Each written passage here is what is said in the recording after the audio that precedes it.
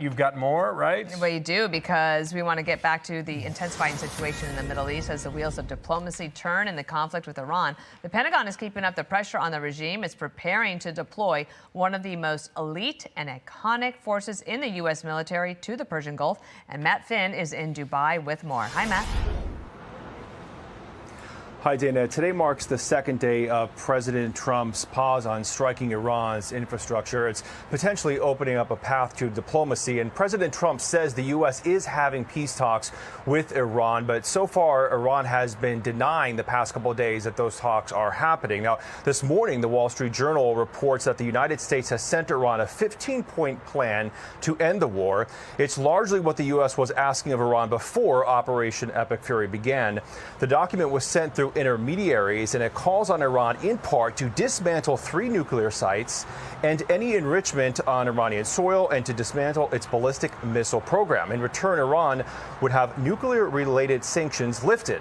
Now, yesterday, the Prime Minister of India said he had a productive call with the president about peace, and Pakistan says it's willing to physically host or facilitate talks for a settlement here in the Middle East.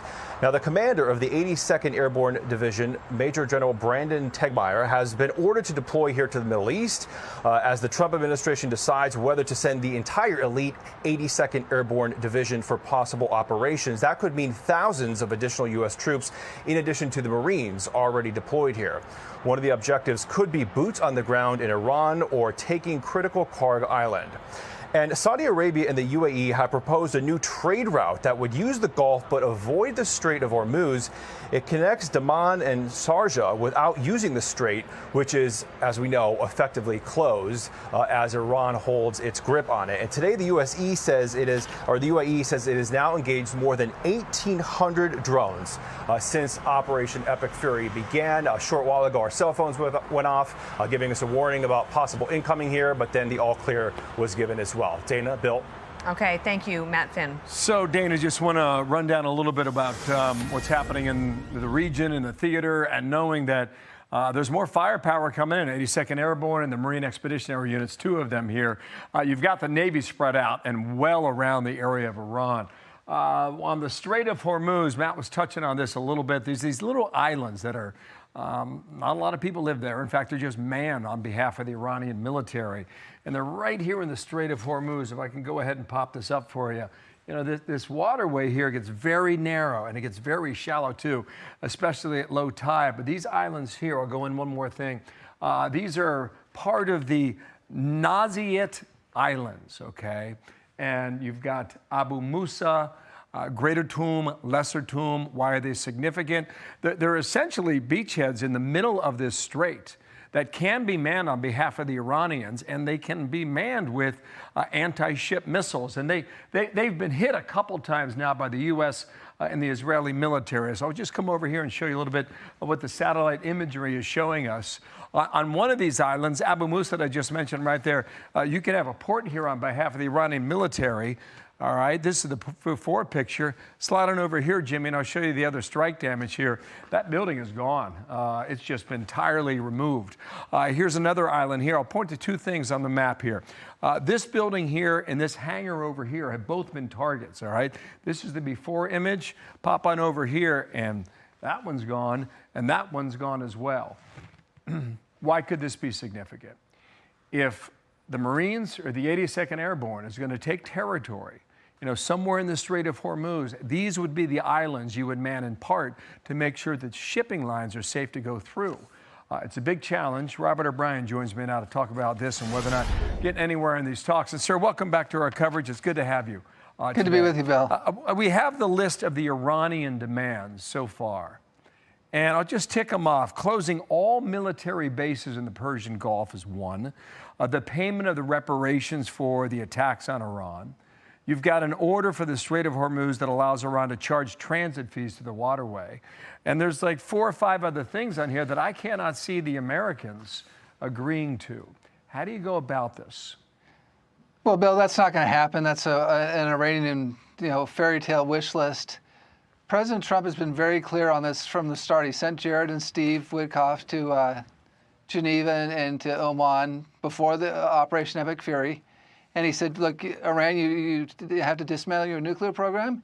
You have to take out your ballistic missile program, and you have to stop paying your proxies. You have to stop paying Hamas and Hezbollah and the Houthis to attack Israel and the U.S. and shipping it in the region. That's it. And if you don't do it, we're going to hit you. And the Iranians came back and reportedly said that they were going to build 10 nuclear bombs, and they got epic fury in response. Now, after a month of war, a month of Iran being pounded, President Trump has all the leverage again in the negotiations, and we'll see what the Iranians are going to do. And we'll see if they sit down, which has not been confirmed either. Yeah. Here's the president yesterday talking about this prize. Go ahead and roll this here. They're going to make a deal. They did something yesterday that was amazing, actually. They gave us a present, and the present arrived today. And it was a very big present worth a tremendous amount of money. It wasn't nuclear related. It was oil and gas related. And it was a very nice thing they did. But what it showed me is that we're dealing with the right people. Okay, how do you interpret that when you read between the lines based on the people you're talking to? What's that mean? Well, look, Bill, the whole regime was wiped out. From the Ayatollah down, the top 50 leaders in the regime were taken out. So we need some sort of proof that the people we're talking to actually have the authority to negotiate. And so my guess is, and I don't know, I haven't talked to the president about this, but my guess is that they let a tanker through or something of that nature to show that they had the authority to negotiate, kind of a proof of authority. They've now done that, and now the negotiations can start, and we'll see if they can, fulfill their obligations if that they agree to. There's one report, Iranian English television is saying that just crossed the wires about 7 minutes ago from the AP that they're denying the initial offer on behalf of the Americans. Stand by on that. John Brennan used to run the CIA. Have you been watching some of these comments? Just go ahead and play the clip about how he trusts the Iranians more than the American president.